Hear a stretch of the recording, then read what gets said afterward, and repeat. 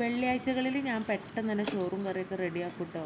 Bank കൊടുക്കുന്നതിന് മുമ്പ് തന്നെ പെട്ടെന്ന് എല്ലാം ആക്കിയെടുക്കും. അപ്പോൾ ഇന്ന് കറിക്കായിട്ട് എടുത്തിട്ടുള്ളത് ഒരു മത്തനാണ്. ഒരു മത്തൻ്റെ പകുതി ഭാഗം ഇതുപോലെ ചെറുതാക്കി ചെത്തിയിട്ട് എല്ലാ പീസും കുക്കറിലോട്ട് ഇട്ട് അതിലേക്ക് 4-5 പച്ചമുളകോ അല്ലെങ്കിൽ കാന്താരി എന്തെങ്കിലും ചതച്ചിട്ടിട്ട് അതിലേക്ക് കുറച്ച് ഉപ്പും വെള്ളവും ഒഴിച്ചിട്ട് 2 വിസിൽ വരുത്തിട്ടോ. ഇതിപ്പോൾ മത്തന് ഒരു താളിപ്പ് പോലെ ഉണ്ടാക്കാനാണ്. പിന്നെ ഉപ്പേരിക്ക് വേണ്ടി എണ്ണിക്കാമ്പ് ഇതുപോലെ നീളത്തിൽ അരിഞ്ഞിട്ടുള്ളതാണ്.